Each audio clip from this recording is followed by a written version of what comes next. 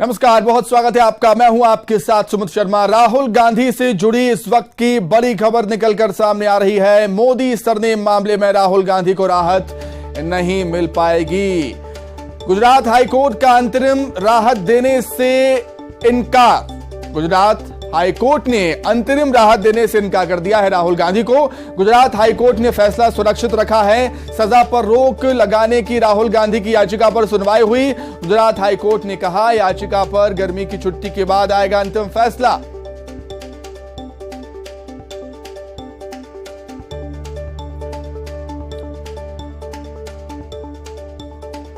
तो राहुल गांधी से जुड़ी इस वक्त की बड़ी खबर। मोदी सरनेम मामले में राहुल गांधी को राहत फिलहाल नहीं मिलती नजर आ रही है। गुजरात हाईकोर्ट का अंतरिम राहत देने से इनकार है। गुजरात हाईकोर्ट ने फैसला सुरक्षित रख लिया। सजा पर रोक लगाने की राहुल गांधी की याचिका पर सुनवाई हुई। गुजरात हाईकोर्ट ने कहा है याचिका पर गर्मी की छुट्टी के बाद अंतिम फैसला होगा। फिलहाल गुजरात हाईकोर्ट ने फैसले को सुरक्षित रख लिया है। अब गर्मी की छुट्टी के बाद कोई इस पर फैसला आ पाएगा।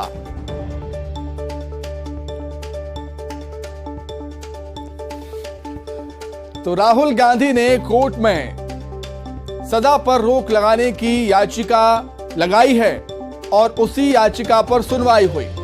गुजरात हाईकोर्ट ने कहा है याचिका पर गर्मी की छुट्टी के बाद अंतिम फैसला आएगा। हमारा पॉइंट ये था कि जब order just legal and proper है तो कोई स्टे नहीं मिल सकता है, there should not be stay. उसके बाद एक्यूज ने उनका काउंटर किया और उसके बाद उन्होंने ये बोला कि अगर कोर्ट वेकेशन के बाद ये सुनावनी के ऊपर जो अपना फाइनल वर्डिक्ट दे रही है तो मीनवाइल हमें इंटरिम रिलीफ मिलनी चाहिए।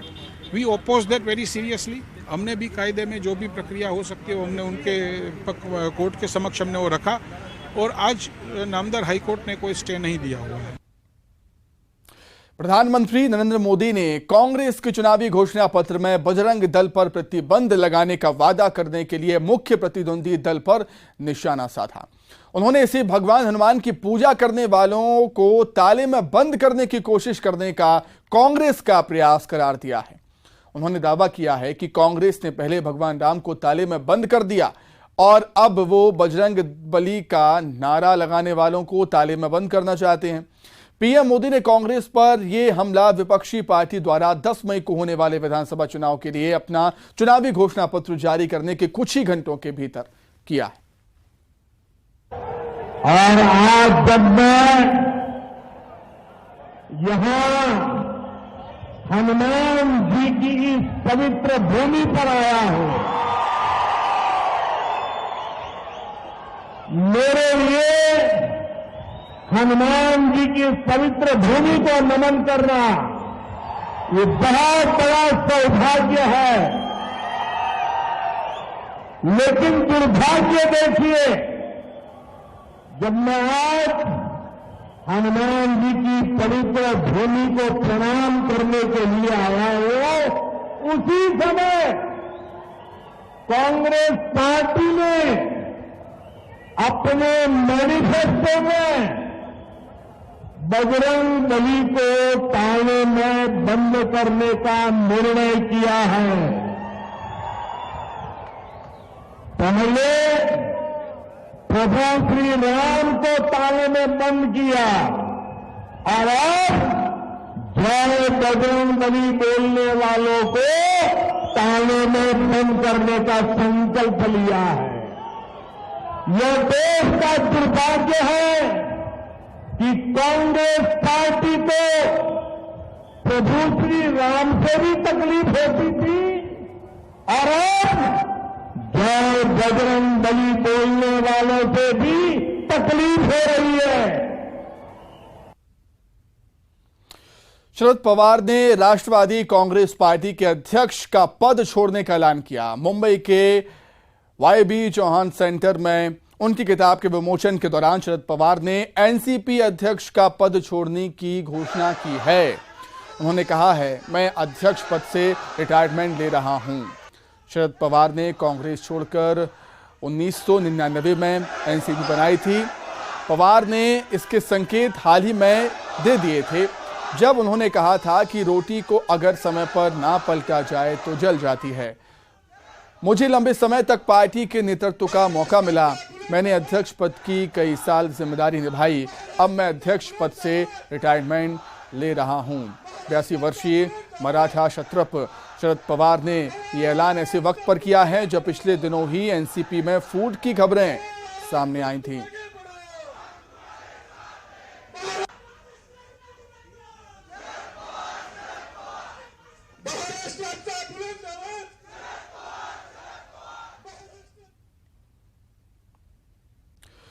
उधर एनसीपी प्रमुख शरद पवार के पार्टी प्रमुख का पद छोड़ने के ऐलान पर छत्तीसगढ़ के सीएम भूपेश बघेल की प्रतिक्रिया भी सामने आई है। उन्होंने कहा है शरद पवार अभी भी राजनीति में सक्रिय हैं। किन कारणों से इस्तीफा देने की बात कही है मुझे नहीं पता। अब शरद पवार जी इस्तीफा दिए ये भी मैंने मीडिया के माध्यम से देखा है। मुझे जानकारी नहीं क्यों दिया है, क्या उम्र के कारण से या अंदरूनी कोई बात है, मुझे उसकी कोई जानकारी नहीं, तो कोई प्रतिक्रिया दे नहीं पाऊंगा। वैसे बहुत ही वरिष्ठ राजनेता हैं, मुख्यमंत्री रहे, केंद्रीय मंत्री रहे, बड़ा उसके समकालीन कम ही देश में अब राजनेता बचे हैं जो राजनीति में सक्रिय हैं और अभी भी वो सक्रिय हैं, लेकिन किन कारणों से दिया है वो स्पष्ट नहीं है, इसलिए मैं उसके बारे में कुछ कह नहीं पाऊंगा। सीएम शिवराज ने लाडली लक्ष्मी योजना के तहत बड़ा ऐलान किया है जिसके मुताबिक लड़कियों के मेडिकल कॉलेज और इंजीनियरिंग कॉलेज की फीस सरकार भरेगी। इस बात की घोषणा सीएम शिवराज ने की। साथ ही मुख्यमंत्री ने कहा कि कुछ और सिलेबस इस योजना के तहत शामिल किए जाएंगे जिसकी पढ़ाई करने वाली मध्य प्रदेश की लड़कियों की फीस सरकार भरेगी।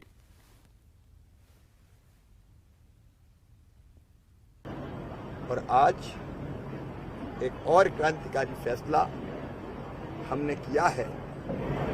बेटियों में जितनी क्षमता है हमने आज देखी।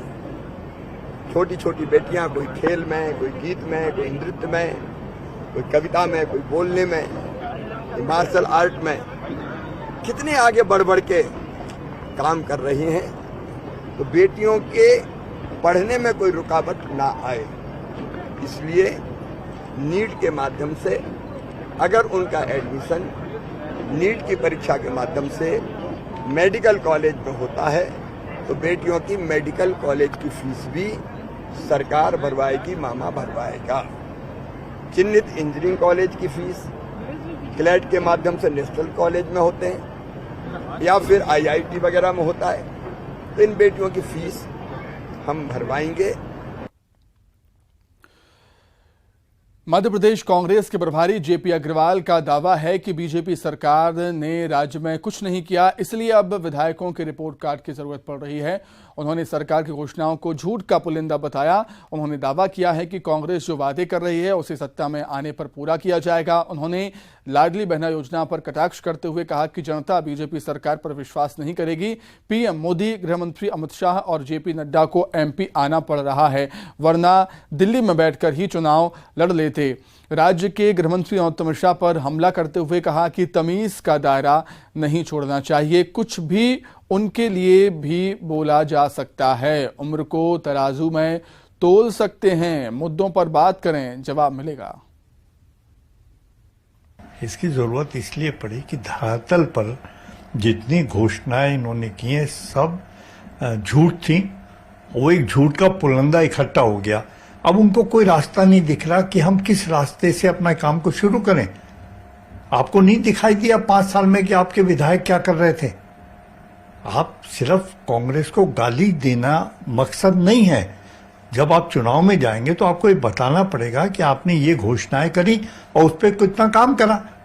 काम तो करा नहीं, या जो काम करा उसमें बेशुमार करप्शन है। तो जो हमने कहा, और भी कई घोषणाएं थी जो इन्होंने की और पूरा किया, लेकिन इनकी सरकार ने, बीजेपी की सरकार ने क्या करा? वो तो घोषणाएं पूरी नहीं हुई। तो आज धरातल पे उन्हें अपने विधायकों से पूछना पड़ रहा है तुमने क्या करा, तुम्हें ये नहीं पता उन्होंने क्या करा। ये बड़ी अजीब बात है। पूर्व मंत्री दीपक जोशी के कांग्रेस में जाने की अटकलों के बीच बीजेपी की तरफ से बयान आया। प्रदेश अध्यक्ष वीडी शर्मा ने कहा कि दीपक जोशी कांग्रेस में नहीं जाएंगे, वो हमारे परिवार का भिन्न अंग हैं। दीपक एक अच्छे नेता हैं, परिवार में छोटी मोटी बातें हो जाती हैं, हमारी पार्टी में संवाद की एक अच्छी व्यवस्था है, हम सब मामले को निपटा लेंगे। दीपक जोशी एक अच्छे कार्यकर्ता के तौर पर काम करते रहेंगे। दीपक जोशी जी एक वरिष्ठ परिवार के सदस्य हैं। कैलाश जोशी जी ने भारतीय जनता पार्टी मध्य प्रदेश को खड़ा किया है। मैं उदाहरण देता हूं उनका, वो हमारे लिए एक आइडियल हैं। दीपक जोशी भी कैबिनेट के मंत्री रहे, हर जिम्मेदारी पर रहे, इसलिए कभी कभी छोटी मोटी बातें हो जाती हैं। हम लोग मनुष्य हैं, कोई 100% एक्यूरेट नहीं होते। तो दीपक जोशी हमारे परिवार के अभिन्न अंग हैं, एक अच्छे हमारे नेता हैं, इसलिए मुझे ऐसा लगता है कि ऐसी कोई बात नहीं होगी, न है, लेकिन छोटी छोटी बातें चलती रहती हैं। दीपक जोशी जी और भारतीय जनता पार्टी तो ये मिलजुल करके कभी ऐसी बातें उनके मन के अंदर नहीं आएंगी, आई भी होंगी तो हमारा संवाद है, हमारी आपसी कोई पद्धति है, उस पर हम चीज़ों को समाहित करते हैं। वहीं दीपक जोशी पर गृहमंत्री नरोत्तम मिश्रा का बयान भी सामने आया। नरोत्तम मिश्रा ने कहा कि दीपक जोशी पार्टी के निष्ठावान कार्यकर्ता हैं, वो बड़े योग्य हैं, मंत्रिमंडल में रहे हैं, कहीं किसी कार्यकर्ता की कोई नाराजगी नहीं है, हम सब मिलजुल कर काम कर रहे हैं।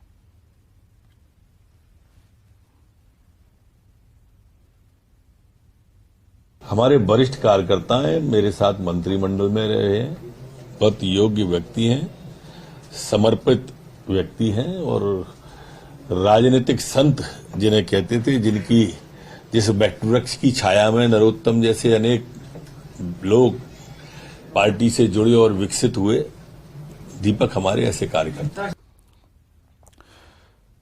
तो इसी खबर पर अधिक चर्चा करने के लिए सीधे हम इंदौर का रुख करेंगे। हमारे सहयोगी अरुण त्रिवेदी हमारे साथ जुड़ गए हैं लाइव। अरुण, बीजेपी नेताओं के बयान से तो यही समझ आता है कि फिलहाल बीजेपी पार्टी में ऑल इज वेल है।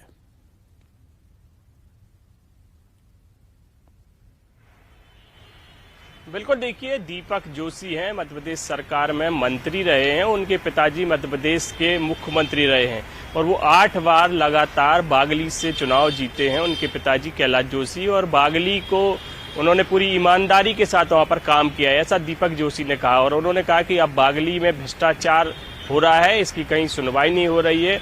वो लड़ाई लड़ रहे हैं भ्रष्टाचार के खिलाफ, उन्हें कई बार जेसीबी के सामने बैठना पड़ता है, कलेक्टर उनकी सुनवाई नहीं करते हैं, सरकार में उनकी कोई सुनवाई नहीं हो रही है, भ्रष्टाचार पर कोई कार्रवाई नहीं हो रही है। और ऐसे में अब उनको जो सहारा देगा वो उनके पास जाएंगे और उनको कांग्रेस का सहारा मिल रहा है और कमलनाथ से उनकी बात हो गई है और यही वजह है कि अब वो 6 मई को कांग्रेस में जाएंगे। ये बयान उनका कल आया था।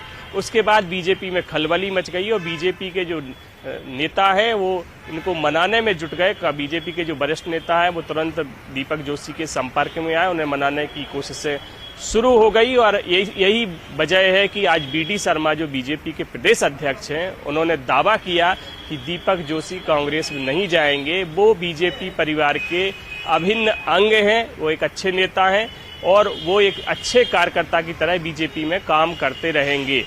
तो इस तरह का जो बयान आया है उससे लग रहा है कि दीपक जोशी से कहीं ना कहीं अंदर खाने में बातचीत चल रही है, उनको मनाया जा रहा है। बीजेपी के जो नेता हैं उनको मनाने की कोशिशों में लगे हुए हैं। हालांकि दीपक जोशी ने ऐलान कर दिया है कि 6 मई को वो अपना फैसला करेंगे कि उन्हें कांग्रेस में जाना है या नहीं। लेकिन अब जिस तरह से मान मनोबल का दौर शुरू हो गया है और उसे देखकर ये लग रहा है, क्योंकि बीडी शर्मा आज इंदौर आए थे, उन्होंने ये दावा कर दिया कि दीपक जोशी कांग्रेस में नहीं जाएंगे। उससे अब ये लग रहा है कि अब शायद दीपक जोशी से बातचीत हो गई है और दीपक जोशी अरुण, दीपक जोशी कांग्रेस में जाएंगे या नहीं जाएंगे ये तो आने वाला वक्त ही बताएगा। लेकिन जब चुनाव नजदीक आते हैं तब कई नेता ऐसे होते हैं जो प्रेशर पॉलिटिक्स भी करते हैं। ये भी हो सकता है कि उनकी बात ना सुनी जा रही हो, तो दीपक जोशी ने भी वैसा ही कुछ किया हो।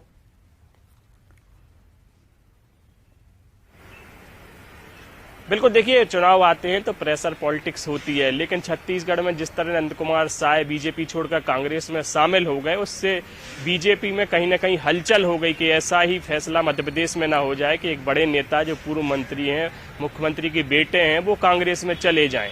प्रेशर पॉलिटिक्स तो है ही, साथ ही भ्रष्टाचार का मुद्दा वो लगातार उठा रहे थे। उन्होंने प्रधानमंत्री को एक चिट्ठी भी लिखी थी भ्रष्टाचार को लेकर। उन्होंने ये भी लिखा था कि जो उस समय के तत्कालीन कलेक्टर थे चंद्रमौली शुक्ला, वो उनकी जो चिट्ठियां हैं, जो वो भ्रष्टाचार के जो आरोप सबूत दे रहे हैं उस पर कोई कार्रवाई नहीं हो रही, इससे वो आहत हैं। तब बीजेपी ने उनको मनाने का प्रयास नहीं किया, लेकिन अब चूंकि चुनाव है और नंद कुमार साय बीजेपी से चले गए, ऐसे में बीजेपी मध्य प्रदेश में ना कोई बड़ा झटका लग जाए, इसी में बीजेपी लगी हुई है और एक तरह से ये मैनेज करने की कोशिश कर रही है कि दीपक जोशी और बयानों से तो यही नजर आता है कि लिया जाए मैनेज और कर इसी भी की लिया तैयारी। है। आने वाला वक्त बताएगा होगा क्या। बहुत शुक्रिया अरुण आपका जुड़ने के लिए। आगे बढ़ते हैं। बीजेपी ने चुनाव को लेकर तैयारियां तेज कर दी हैं। सीएम शिवराज सिंह चौहान के साथ विधायकों की बैठक भी हुई। सीएम की विधायकों के साथ 1-to-1 चर्चा हुई। सीएम हाउस पहुंच रहे हैं बीजेपी के सभी विधायक। क्षेत्र की समस्याओं और जनता का फीडबैक ले रहे हैं सीएम शिवराज। सीएम ने विधायकों को जरूरी निर्देश भी दिए।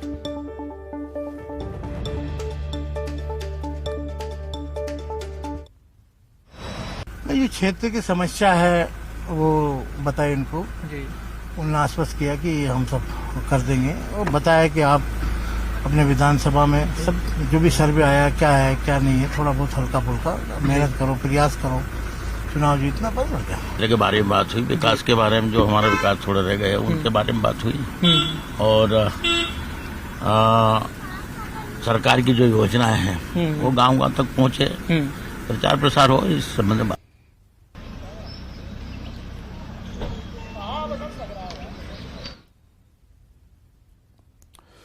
कांग्रेस के विधायक और पूर्व मंत्री जीतू पटवारी का वेयर हाउस कुर्क होगा। जीतू पटवारी ने महेश उर्फ जितेंद्र के नाम से साल 2014 में 8 करोड़ 15 लाख रुपए का लोन लिया था, लेकिन करीब 2 करोड़ रुपए का लोन वो चुका नहीं पाए। पटवारी ने बैंक ऑफ बड़ौदा से वेयर हाउस बनाने के लिए लोन लिया था। 2 करोड़ रुपए नहीं चुकाने पर बैंक ने कोर्ट में संपत्ति पर कब्जा दिलाने की याचिका दायर की थी, जिस पर सुनवाई करते हुए कोर्ट ने हातोद तहसील के अलवासा गांव स्थित वेयर हाउस को कुर्क करने का आदेश दे दिया।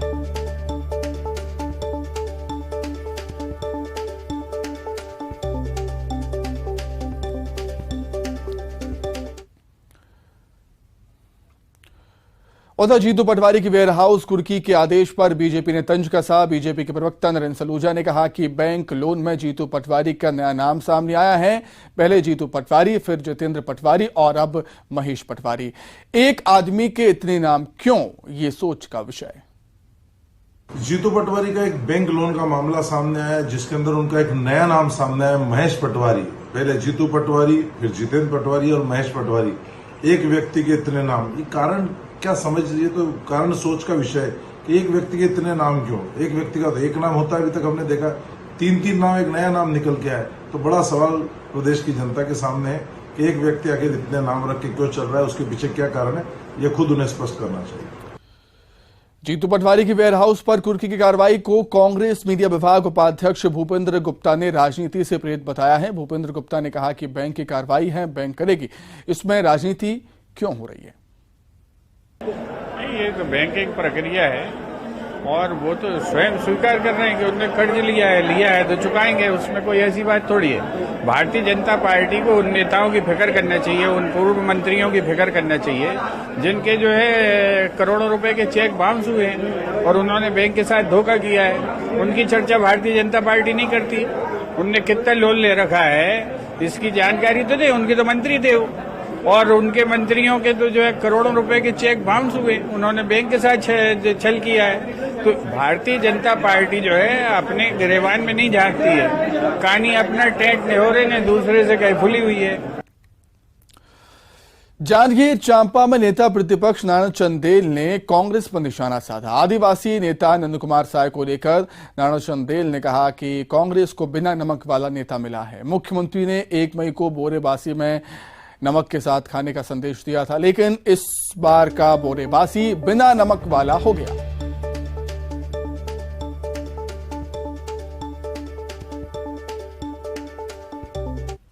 बोरेबासी के जिस दिन है वो दिन हमारे नंद कुमार साय जी ने प्रवेश करवाया। बोरेबासी जो है बिना नून के सिट्ठा लागते और बिना नमक वाला हमारा नेता है नंद कुमार साय।